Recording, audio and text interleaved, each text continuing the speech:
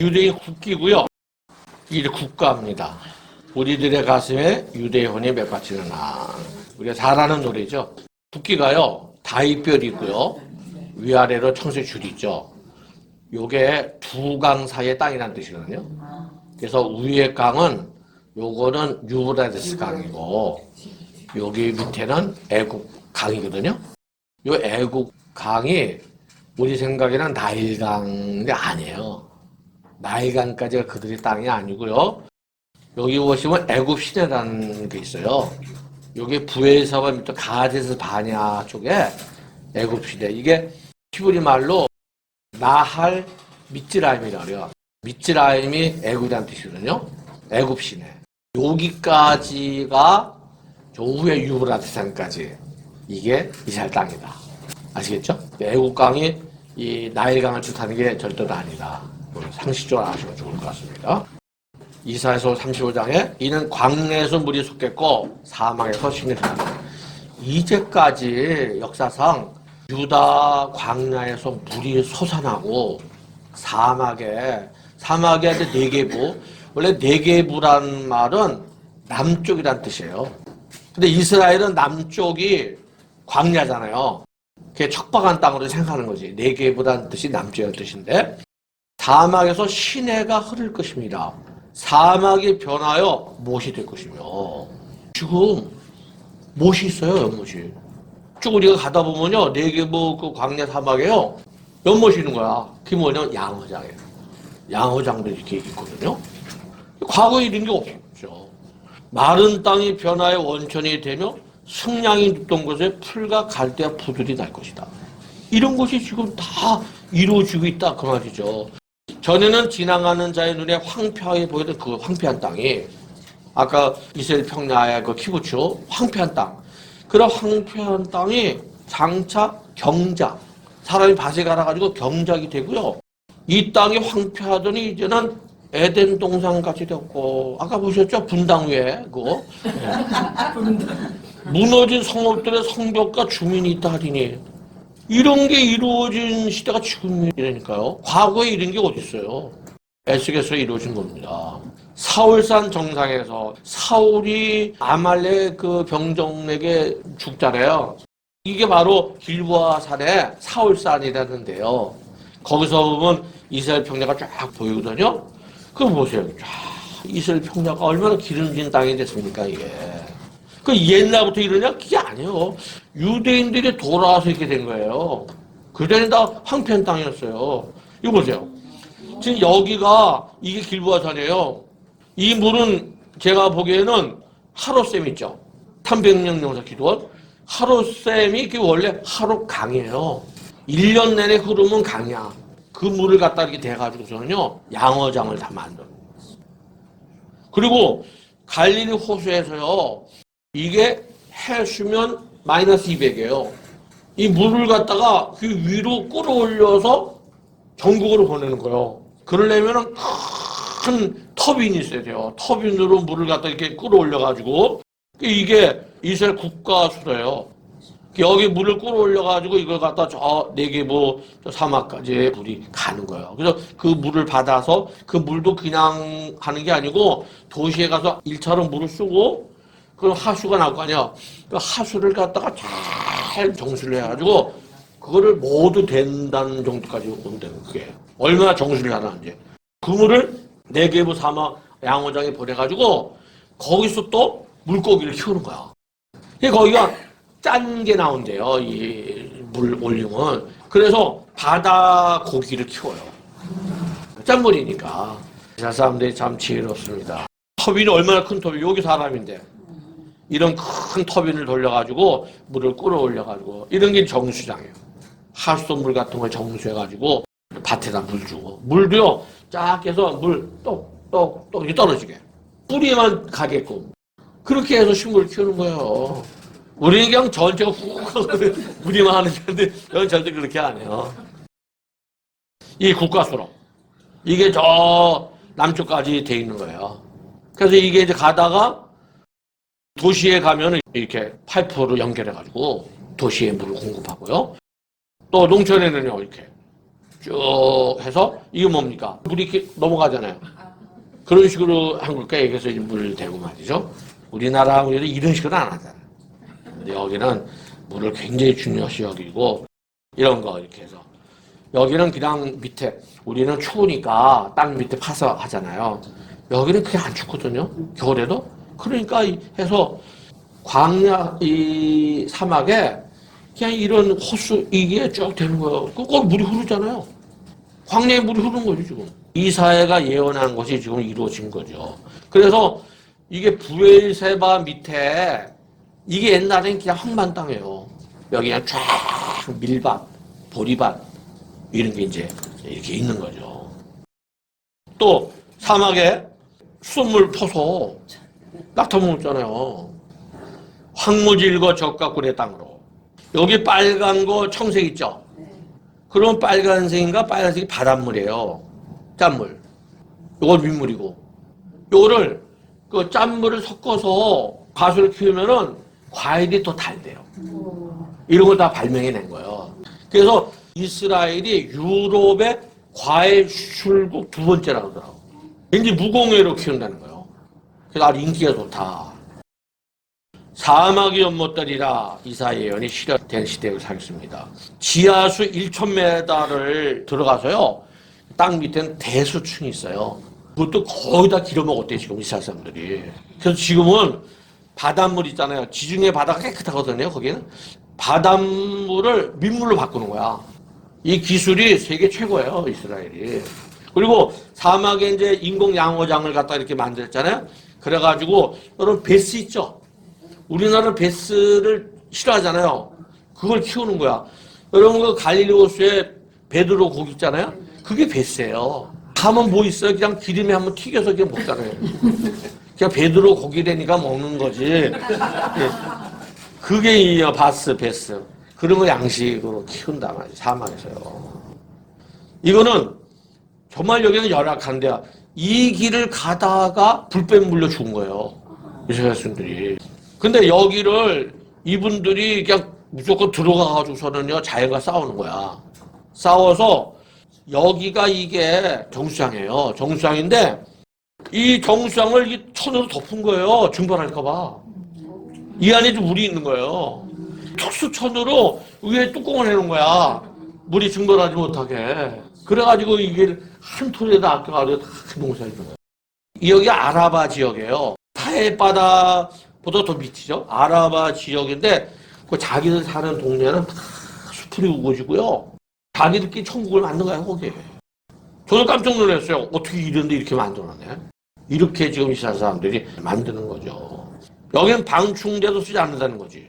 다 자연적으로 꿀벌이 열매 맺도록 지하수로 퍼내물과 증발을 막기 위해 수면을 특수천으로 수면 위를 덮었다.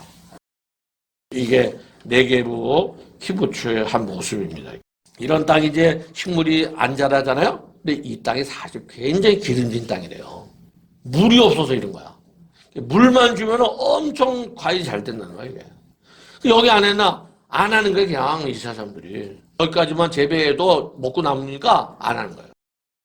이것도 우린 추워서 하잖아요. 여기는 물이 증발할까 봐 하는 거야 하우스를. 멜론 농장, 도마도 농장. 이거 보세요. 이게 종려나무죠. 대추야자. 이 물이 없으니까 땅을 파서 그 밑에다 심는 거야. 뿌리 내리게. 우리나라는 전국이 오아시스야. 물이 나온 게 오아시스예요. 이게 고인 게 아니고 우리나라 전국이 오아시스. 여기는 땅을 파도 물이 없어요. 이분이 초대 총리인데 이분이 은퇴하고 네게부에 들어가서 수대 복회를 하는 키부츠 농장 가서요. 죽을 때까지 여기서 봉사하는 거예요. 그게 이게 훌륭한 거지. 이스라엘도 옛날 같지는 않다고 그래요. 근데 이스라엘은 지도자들이 정말 민족을 위해서 자기 몸을 바치는 거야. 그게 본이 되는 거지. 이게 우리나라가 틀린 거야. 우리나라는 좀 국민들 본을 받아야 돼. 오히려 국민들이 훌륭해. 우리가 흔들리지 않으니까 이 나라가 가는 거지. 우리라도 흔들리면 안 돼요. 이게 은퇴하고 사는 집이에요. 벵구리온 총로가. 이런 데 그냥 존경받는 거죠. 그리고 여기가 이게 기념관이에요, 지금요. 가면은 총리가 거꾸로 있죠. 세상은 거꾸로. 얼마나 재밌어요. 이런 게 더 존경받는 거예요. 꺼들먹거리는 것보다는 이렇게요. 얼마나 재밌어요. 거기서 무슨 뭐 세미나 뭐 이렇게 또 연극도 하고 학생들이 와서 이것저것 보면서요. 이게 벵구리온 묘입니다. 항상 오른쪽이 남편이고요. 왼쪽이 부인이거든요. 여기 보면 다비드 벤구리온이랬잖아요. 그런데 돌이 많죠. 이스라엘 사람들은 존경하는 사람이 돌을 얹잖아요. 항상 돌이 치워도 또 저러고 또 존경하는 뜻으로. 감난산에 가면 유대인 무덤 보면 돌들이 얹어 있어요. 그건 자기 가족들이 존경하는 돌. 여기는 다른 사람들이 와서 돌을 얹는 거죠. 벵구리온 묘예요. 근데 시온산 있죠.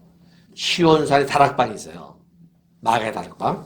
다락방에서 조금 남쪽으로 이렇게 시온산 기준으로 내려가다 보면 기독교인 묘지가 있어요. 거기는 뭐 사제, 또 목사님, 뭐 이렇게 성직자들 되게 이 묘가 있는데 여기만 돌이 있죠. 다른 데 하나도 없고. 이 돌이 있는 묘가 누구 묘인가? 신들로. 오스가 신들로. 유대인 영화 보셨죠? 반지 하나 가고 이것만 있으면 10명도 구했을 텐데 신들로. 항상 신들로 보러 온다는 사람들이에요. 이게 돌. 여러분 가시면 돌을 몇 개나 올려놓을까? 생각해보세요. 네? 여러분 돌아가시면. 저도 이걸 보면서, 야, 이분들은 가셨지만 이렇게, 그러니까 사람을 알아보는 거야. 죽어도 벌써 그 사람은 모든 사람이 존경을 받는 거야. 할 때보다도 사람이 이제 은퇴하고 또 나중에 졸에서 가시면은 그때도 사람들이 정말 그 훌륭한 분이었다. 하영주 목사님, 이런 분들은 돌아가셨어도 정말 저도 존경하거든요. 왜냐면 그렇게 사셨기 때문에 그분이. 난 죽으면 몇 개나 올려놔. 오히려 와서 깨지나 않을까? 이분이 벤 예후다예요. 우리나라 명동식으로 가장 번화한 거리가 예루살렘의 벤 예후다 거리거든요. 벤 예후다가 히브리어를 일상생활에 하도록 한 사람이에요, 이분이요. 100년 전에요. 나는 이분이 그냥 어떻게 저절로 된 줄 알았는데 알고 보니까 고생을 하고 결국에는 폐 때문에 나중에 이제 이분이 죽죠. 이분의 또 그 부인이 훌륭했더라고요. 히브리어를 살린 분이에요. 그러니까 옛날에는 히브리어가 구약 성경에 있었던 거야. 그리고 정통파 유대인들이 히브리어를 갖다가 살릴 때 반대했대요. 거룩한 말을 왜 일상생활에 하느냐. 일상생활은 독일어나 영어로 하고 성경책 볼 때만 히브리어로 하자. 근데 이분은 아니다. 우리나라가 이제 독립을 하게 되면은 우리말을 써야 된다. 데오도 해줄도 우리나라가 독립을 하면은 독일어가 제일 좋을 거다. 독립한 우리 이스라엘 독일어를 쓰자. 그렇게 말했다는 거예요. 그는 새로운 유독과를 위한 최선의 언어는 독일어다. 해주지까지도. 근데 이 벤 예후다는 아니다 이죠. 자신의 민족을 연합시키기 위해 히브리어가 존재적으로 필요하다는 것을 예언해 놓으셨다는 거예요. 다 반대하고 굉장히 또 어렵고 이분이 신문사를 운영하면서 신문사를 히브리어로 쓰는 거야. 영국이 신탁 통치를 했죠. 판무관을 보내는데 고등 판무관이 유대인이야. 그래가지고 이 벤 예후다를 만났는데 그 고등 판무관이 히브리어를 영어처럼 쓰겠다. 공문으로. 그래가지고 이 벤 예후다가 불이 나게 예를 들어서 뭐 다방, 카페 이런 거 옛날에 없잖아. 그걸 다 만든 거야. 히브리어로. 현대어 뭐 공문을 갖다가 막 만든 거야. 만들어도 그때부터 이제 관공서에 쓰기 시작한 거야. 그래서 벤 예후다가 이제 죽었을 적에요. 감람산에 안치되는데 최초의 국장을 많은 분들이 여기 참석해 애들 했다는 거예요. 이분이 이제 훌륭했다는 거죠. 그런 얘기가 있습니다, 이게요. 그래서 헤롯줄이 무언가를 하고자 하는 의지가 있다면 그건 꿈이 아니다. 근데 벤 예후다는 한 얘기야. 하고자 하는 자체가 꿈이 아니다. 만약 네가 하고자 그러면 그건 꿈이 아니야. 되는 거다. 한 발짝 뭔가 더 나가서 그런 얘기를 또 자기도 그렇게 이루었고. 그래서 지금도 감난에서 가보면요, 요 가운데가 벤예후다 무덤이에요. 이거 여기 아들 무덤이야. 이건 부인이 훌륭해요. 셋 다 돌이죠? 훌륭하니까. 놀라운 것은 한 10년 됐어요. 10년 전에 엄청난 가스자를 발견한 거야. 그리고 이 땅에서요, 여기 시펠라, 이게 쉐펠라라는 뜻인데요. 평지. 쉐펠라 유전. 이거는요, 유전이 사우디아라비아 그 다음번이래. 엄청난 석유가 나고, 지금 이 가스전은요, 캐냈어요. 캐내가지고 이집트에 수출하고요. 터키하고도 가스 석유관, 그걸 지금 공사하고, 요르단도 계약 맺고. 완전히 부자가 된 거예요, 이스라엘이. 뭐, 그거 아니더라도 웬만큼 잘 사는 나라인데도요, 엄청난 걸 발견했습니다. 이게 지중해에 있는 그 가스전이거든요, 이게요. 이걸 뭐야? 땅에서 올라갔다 내려갔다 이게 이스라엘이 중동 석유 판도를 바꿀 수 있을 만큼 매장량을 보유하고 있다. 이런 것들이 제가 볼 적에는 마지막 이제 러시아가 쳐들어오는데 이런 거하고 관련이 있을 것 같아요. 이런 걸 뺏기 위해서 그런 것 같은데요. 그런데 이사야 40장 3절 보니까 내게 흑암 중에 보아. 흑암. 여기는 흑암이 아니잖아요. 흑암이 땅 밑이겠죠? 흑암 중에 보아와 은밀한 곳에 숨은 재물을 줘. 이게 가스하고 석유가 아닐까 이게? 내 이름을 부르는 자가 나 여호와 하나님 줄 아니라. 그들이 스불론 이사갈 지파를 말하는 건데요. 이 스불론 이사갈 지파는 이쪽 하이파라는 데가 있어요. 이스라엘 평야 그쪽 갈릴리 호수 그 사이의 땅인데 여기 보니까 어려운 제들 읽으시면 바다의 풍부한 거, 가스존, 모래에 감추어진 보배, 셰일쇼그를 흡수하리로다. 이 재밌는 거는 흡수하다는 히브리 말이 야나크예요. 야나크인데 이게 뜻이 뭐냐면 젖을 빨다. 셰일쇼그를 갖다가 이렇게 물을 갖다가 집어넣어서 빨아 올리는 거예요. 애기가 젖꼭지를 빨잖아요, 이렇게요. 우유를 먹잖아요. 그듯이 그 밑에 있는 그 셰일쇼그를 갖다가 집어넣어가지고 확 빨아 올리는 거예요. 그 말을 쓴 거예요, 지금. 감춰준 보배를 야나크, 젖을 빨다. 이제 확 흡수해서. 여기 보세요. 그의 형제의 기쁨이라 그의 발이 어디요? 기름에 잠길지로다. 아, 이 기름이 잠긴다는 말이 뭐 감남유가. 이게 제가 보기에는 이게 셰일쇼그 같아요. 이런 말씀들이 지금 성취된 시에 우리가 지금 살고 있고요. 사해바다입니다. 사해바다 이게 뜨잖아요. 독일 뚱뚱한 분이 한 200km 나가는 여자분이 나도 들어갔더니 뜨는 거야. 사람이면 여기 다 떠요. 사해바다 가서. 소도 뜨죠. 동물도 다 떠요. 코끼리도 뜨죠. 여기 들어가면은 부력에서 뜹니다. 근데 여기가 엄청난 그 부가 있어요. 그래서 여기서 뭐 이 공장도 있고 여기서 어떤 뭐 브롬이라는 게 전 세계 70%를 여기서 캐낸다고 그러는데요.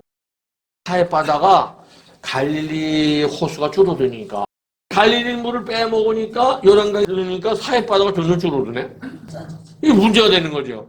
그래가지고 지금 지중해 물을 갖다가 운하를 파서 사해바다 집어넣자는 거예요. 집어넣어가지고 계획이 절반은 광물 자원 같은 걸 개발하고 절반을 막아서 물고기를 살게 하자. 계속 희석시켜가지고 물고기 살게 하자. 그런 계획을 지금 갖고 있거든요. 이게 오래된 신문인데요. 아직까지도 완전히 안 됐나 봐요, 이게요. 그런 내용입니다. 아니면 홍해바다. 홍해바다가 세계 최고의 청정바다예요. 여기에서 수로를 해서 사해바다. 요거는 요르단하고 공동으로. 왜냐면 한쪽은 요르단 쪽이거든요, 사해바다가.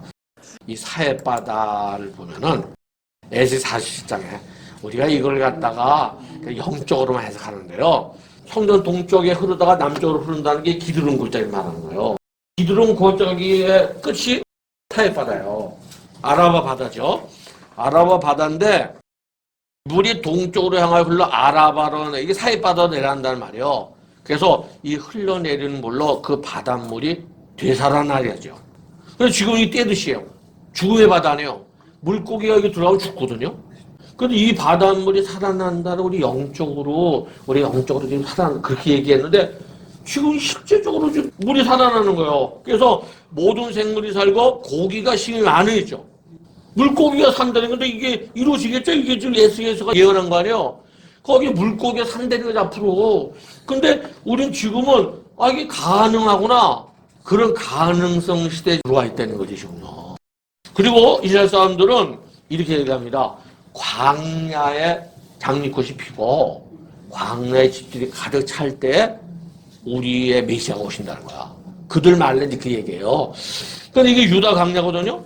여러분 계신 거 예루살렘이야. 예루살렘 상국에서 찍은 거예요. 저쪽에 사해바다가 보이잖아요. 여러분 예루살렘에서도 사해바다가 보여요. 지대가 좀 높은 데서는.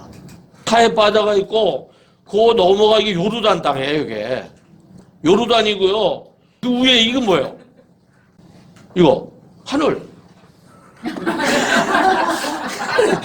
하늘이에요. 그런데 여기에 광야에 요게 예루살렘하고 한 20분? 그렇게밖에 안 걸려요. 여기 마알레 아둠림이라고 그래서 요쯤에 이제 뭐 예를 들면 강도 만났잖아요. 선한 사마리아 뭐 그런 쪽이에요. 여기에 두 가지만 들어가면 다 사는 거예요. 수도하고 전기. 수도하고 전기만 들어가면 다 사는 거예요. 그래서 젊은 사람들이 많이 산대요. 옛날에 사람이 살 수 없는 곳에 계속 이 정착촌, 아파트가 들어서는 거예요, 지금요. 광야에. 이거세요.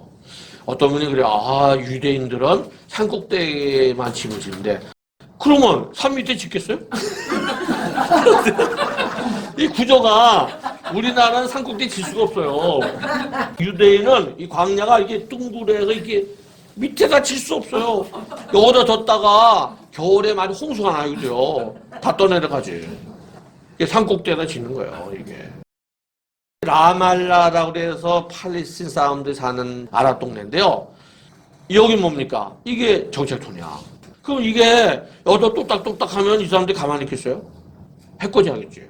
이런 것들도요, 밤에 몰래 갖다 놓는 거예요. 트럭에 실어다가. 다 만들어가지고. 아랍 사람들이 아침 일어나다 보니까